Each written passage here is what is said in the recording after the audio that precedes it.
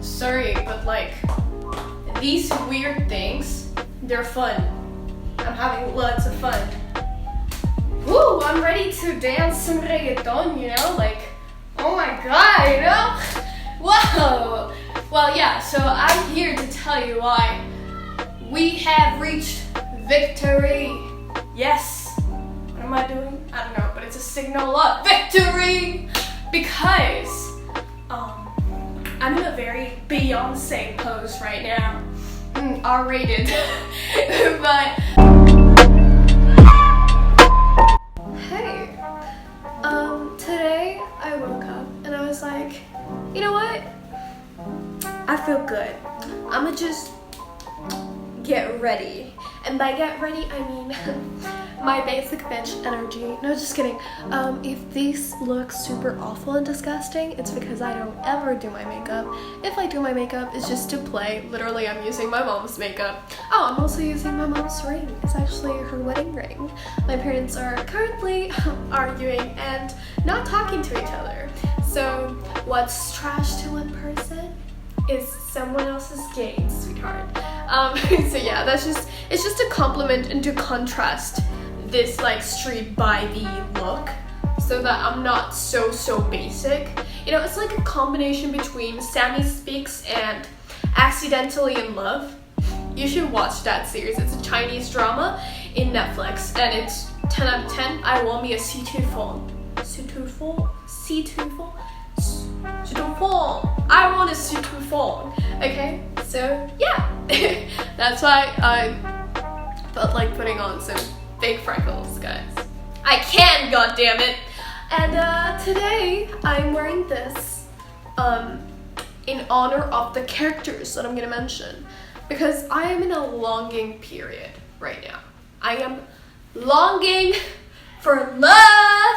No, just kidding. That video on Valentine's Day is coming soon. But what I'm talking about right now is that sometimes you just long for fictional characters. Sometimes you really do cry that you're never gonna find a suitable, but maybe you will if you have high standards.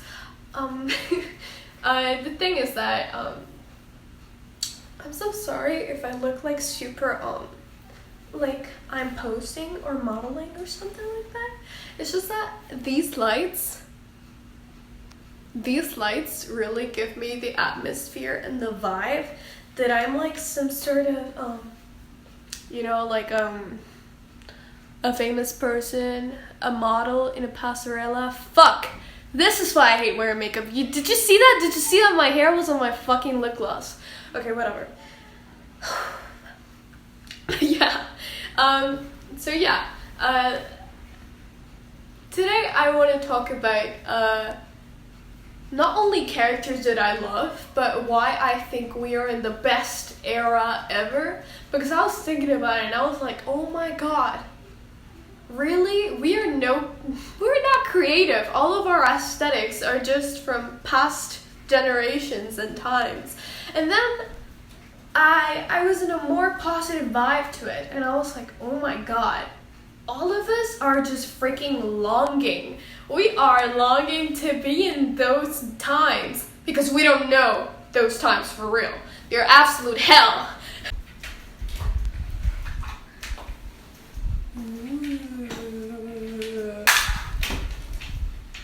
La, la, la. What am I doing? I don't know. I'm just having fun. Yeah, I am wearing heels today because I need to look at my outfit. I never do this, okay? And the reason why I'm wearing oh fucking goddamn it, heels today is because I worked very hard on this goddamn outfit, okay? I look like a Paris bitch. Not a basic bitch, thank you. And by heart, I mean I chose any top, any bottom, and the rest was history, baby. Fuck. Wait. These don't even, oh my god. I'm feeling like partying today, huh? What is this? It's like a street style, then I'm wearing these party things, then I'm wearing this, the fake freckles, the fucking wedding ring, which is not even mine. Oh god. Oh, marriage. It's a trap, but with diamonds in it. It's like being stuck in a mine, I think.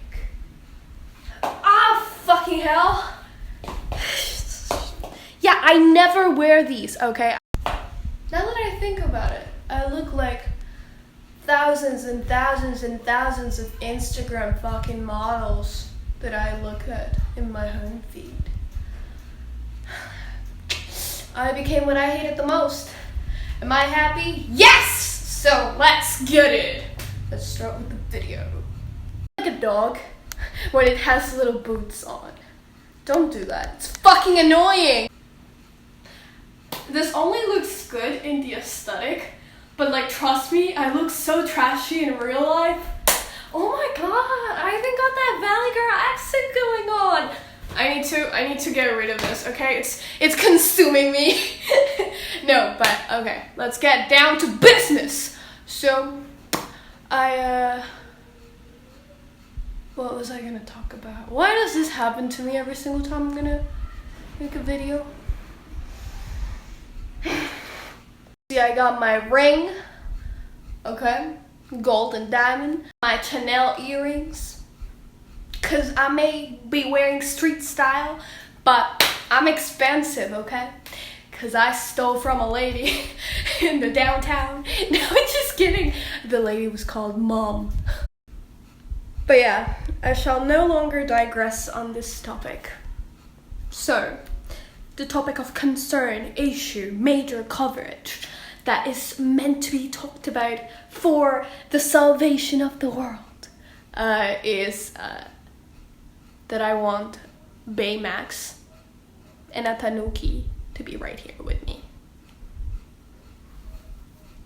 That's why I'm wearing this Japanese shirt, because like, oh my gosh, this video is just about me longing for fictional characters from animes and movies and what else? Series and whatnot.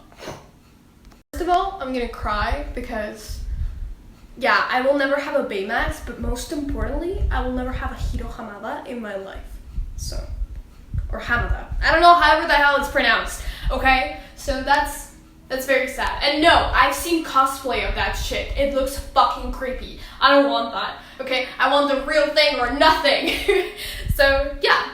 So, aside of that, have you watched Poco's Udon World? Because if you haven't, this is one of the most underrated animes out there. You should totally watch it. I have never watched, like, I've only watched like 4 anime in my whole life. Okay, yeah.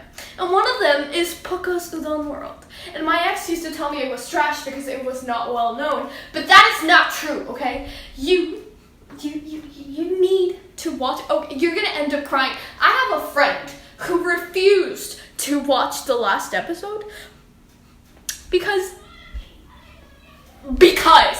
so that tells you something. You're gonna love that tanuki with all of your freaking life.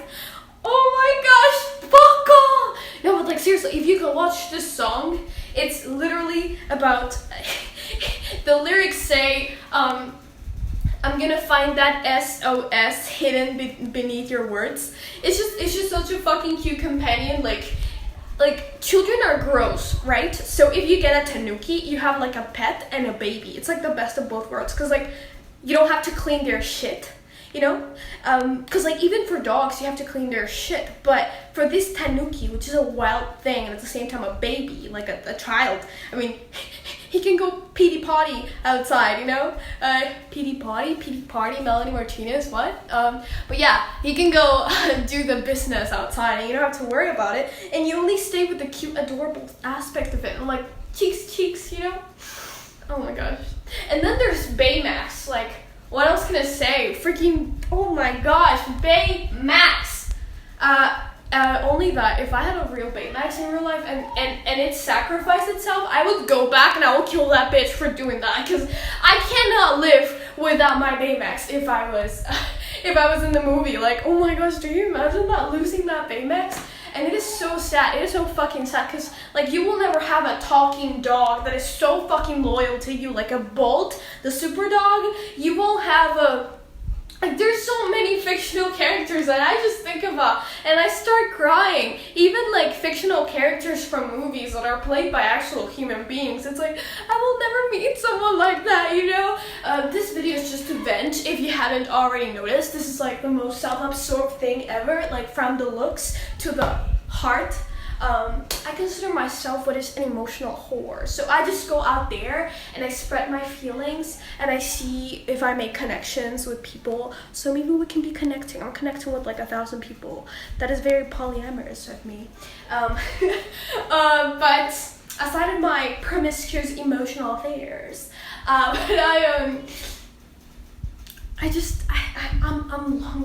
longing for a character like that. I watched the Tiny Tan animation video of BTS and I started fucking crying, and I'm not even, I mean, I'm just getting started, but like, I'm not an army. Like, I don't know BTS. I know that I'd be drilling for B, okay? B? No, not B, not that B, V, this V. But yeah, it's like, oh my god.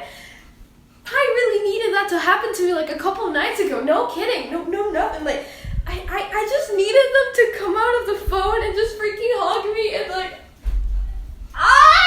take me fucking flying on a whale. There's so many short like video animations that make me feel that way, and I think that's the beauty of it, that it's not real, that Situfong is not real, that so many who else can I name, that Gilbert Blythe is not real, because that's what makes it. It's just so freaking sad, you know. It's just so freaking sad that, but at the same time it's great. So I'm here to talk about how this masochist relationship actually works. The fact that all of these scenes, like what Lori and Joe had, what like that playful, I actually wrote it down because I was like, you know what, I need to marry someone like that. And I was like, is that so unrealistic, really? Can't I not have what they have? For fuck's sake. Wait a second. And then I wrote down all of my potential love interests. So in the fictional world. So for example, on the kdramas side of things, I wrote Nam-do-san, and I figured that what I was so like struck by about him was the way in which he really gave value to Badmi, to the way that she loved him. Like, it was everything to him, you know? Not so much that he was trying to impress her, but what really touched me, you should watch Startup. I say this like in every single fucking video, and I will not stop until you tell me, you come back here to the comment section and you tell me that you watched Startup, okay? So I was just like, is it really hard to get Nam-do-san, you know? Well, maybe a genius like that, yes, quite hard, but someone that actually values you, like, oh my god. Why is that supposed to be like a high standard, like a movie-like thing? And then next we have Mike from Stranger Things. No, I don't care about the artist. I don't think he's hot. Okay, yeah, murder me. I'm here. But like, what I loved about him was that he was so sweet, gentle, and sweet and soft-spoken to Elle. Like, my god, especially in the first season, and then on like the second season, I think it was, or the third.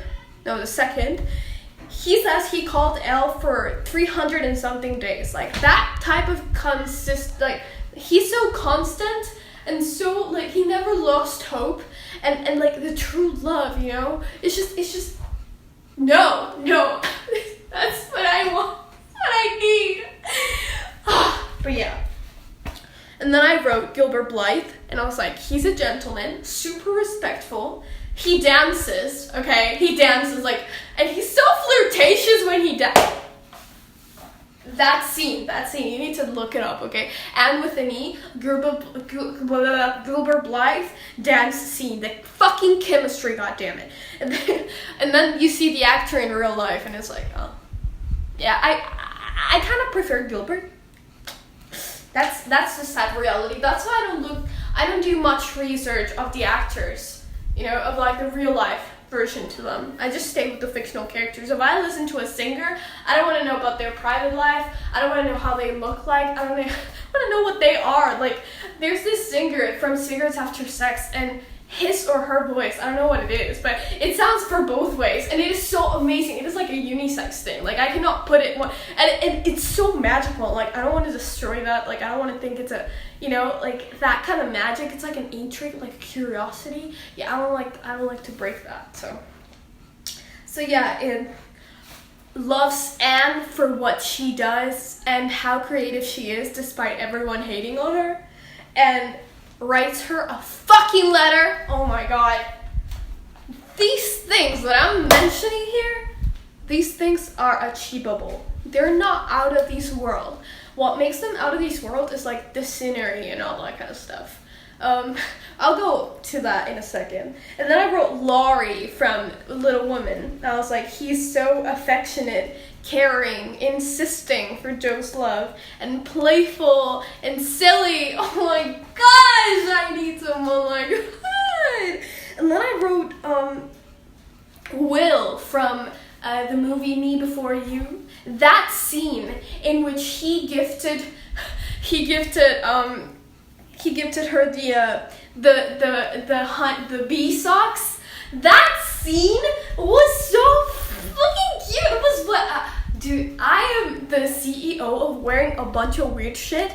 I don't really expose that anymore. Like, I don't really use or wear that kind of stuff anymore because I've been in a kind of sad place lately. But I used to wear so much stuff like that. So if someone gave me a gift like that, you bet I'd be just as excited and exhilarated as she was. To see her, you know, jumping across the room, being super loud, and that didn't come off as obnoxious, no matter how much he tried to tell her that she was annoying. Like, he loved that about her. He loved the way that she experienced and enjoyed life. That's why he took her to so many. I haven't read the book, but if you see the way he looks at her, every single time he's showing her something new, a new experience, whether the orchestra or whether they go to a play or he shows him a movie with subtitles. It's so amazing the way that he enjoys the way she lives, if that makes any sense. Will loved Lou's originality and authenticity and weirdness and goofiness, silliness, and her extraordinary, quite literally extraordinary way of outfits and stuff. And that really like resonates with me because I dress like that, and if someone just told me that they loved that about me, my last two exes just fucking make fun of me. So if I get one that truly loves me for that, oh my god, I would fucking cry. And then we got Situ Falong, which is so protective, takes care. There's this scene in which Situ Falong goes for ching ching, kinking, kinching, chinking.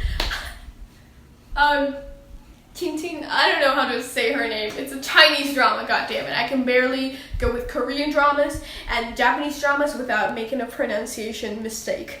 But yeah, Kim Chen, he dresses up as a woman to go to her dorm to feed her because she calls in sick in college. It's just so fucking adorable, that level of like commitment, and they were nothing. They were boyfriend and girlfriend. This is what I love, that during all of these things that they're doing, they're not in a fucking relationship. Imagine I don't know about you, but there's like this bubble that breaks when you get in a relationship, or maybe I've just been in bad relationships, but it's like this magic. And no, I'm not talking about the honeymoon period, but if you see the way that Mike and Elle treated each other before becoming boyfriend and girlfriend, everything was so beautiful. Everything was so beautiful. The love was so intense. And then when they were boyfriend and girlfriend, all they did was kiss, you know? It's not like, oh, I grabbed her hand, oh my god. It's not like you don't value that much the little things, you know? It's like, it becomes the expected, the normal, during a relationship, right? It just takes away the romantic aspect of it. So I think I'd rather be in courtship period, for like a year and then be boyfriend or girlfriend. I mean, that's just me. I just love that kind of playful stage, you know, that kind of like, oh my gosh, I don't know, does he like me, does he not like me? And they like do things that they're not supposed to do way before being in a relationship, you know? And I just think that that's like so freaking adorable and I complain about it sometimes, but the fact that they're not real, you know, what if there was an actual Baymax? It will belong to someone. You wouldn't know what that's like because you're not watching a movie of Baymax. So the fact that they're fictional, it makes us be able to have a relationship way closer than if they were real. Because if they're real, they will have just one person. When they're fictional, they belong to everyone. Do you get what I'm trying to say? The fact that these scenes are not realistic is what makes them dreamy and entertaining. And that sounds very obvious, but that's a good thing. Even though we might cry about it and we might say, oh my gosh, why can't someone like that exist? It's great that they don't exist, because if they did exist, then you wouldn't even know them, you know? And probably they exist, that's the good thing, and you just have to get to know one of them. The good thing about, you know, aesthetics and all these things, like dark academia and all these different niches and period dramas and how romanticized and idealized all these things are, is that we do not live in those eras, so we can miss the good parts. We can only take the good parts of it.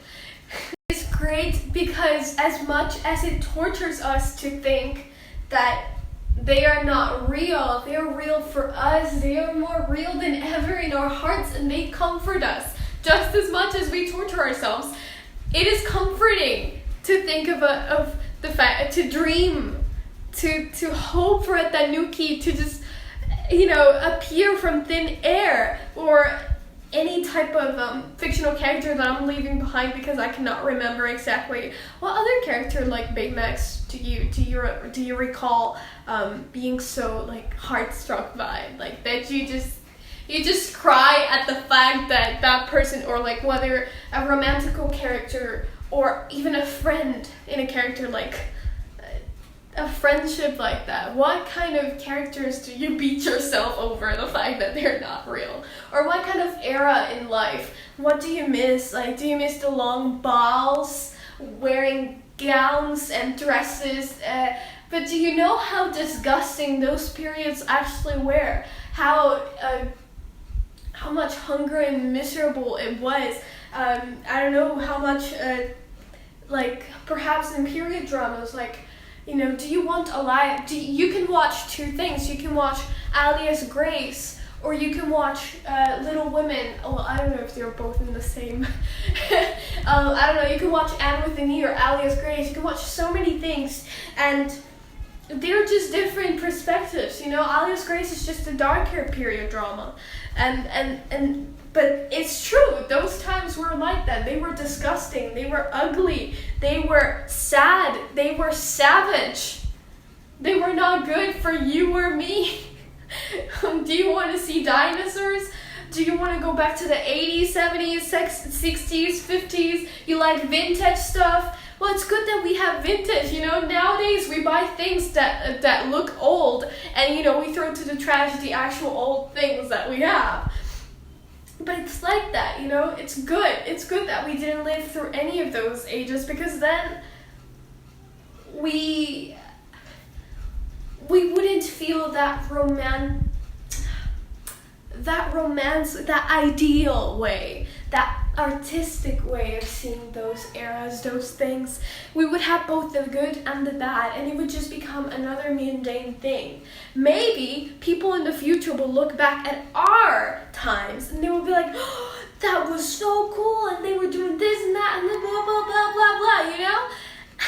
And right now we're looking back, and we're creating what they had, and yeah, it's like we want to go back into the past and travel machines, and you know, we look at the outfits, we look at the objects, we look at the little towns, and we look at all of that. But there's a reason we progress from that. There's a reason we change from that. There's a reason we are here now, and we're not still as they were then. you know? So we take an aspect, we see it so fantastical and so magical, and that's beautiful. We are able to, because we're not living that reality, that harsh reality.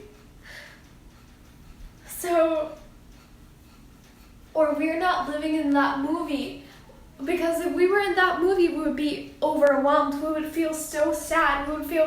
Sometimes we're like, I wish I had those type of problems. I wish I had those struggles. If it meant that I was gonna have a family like that, friends like that, a best friend like that, a birthday party like that, a dance like that, a boyfriend like that, a life like that. But it's because we are not there. You see? In here, I think this looks fucking disgusting. It looks ugly, but if you see the whole thing, if you see me from this perspective, it looks better than if you were me and you saw this. Does it make sense? Like sometimes when we look at Pinterest and all these cozy bedrooms, yes, look at it from this angle up to there, it looks cozy, but then when you're actually there, it's a different angle, quite literally. And that's what I mean. And it's great that we can long for things, that we can yearn from things, that we can have our little clubs, our little interests, that we can make these our passions. Because back then they didn't have a choice. Either they listened to that music all day, or they just turned off the radio. Either they only watched those type of TV shows, they only wore those type of clothes. They were rebels back then. There's a reason they moved from that. They look up to us in modern, and they would say that they want to be us instead of being theirs. So yeah. Next time you're sad that you will never meet people like, or animals like, or you will never have a pet like, or a magical being, or a magical world, or you will never have lived in the era of, I don't know, or have the life of an adventurer, a hippie, recompensas, how do you call that? There's so many things. We can play with costumes. We can act out plays. We can write stories. We can dream dreams out of those things. Because we are here and not there. And there's such a beauty to that. It is magical because it wasn't real for us, and because it will never be. So thank you for watching the video and listening to me vent, rant, complain. Please remind me of some golden characters that I might have left behind, because my memory is not that great at the moment. So yeah.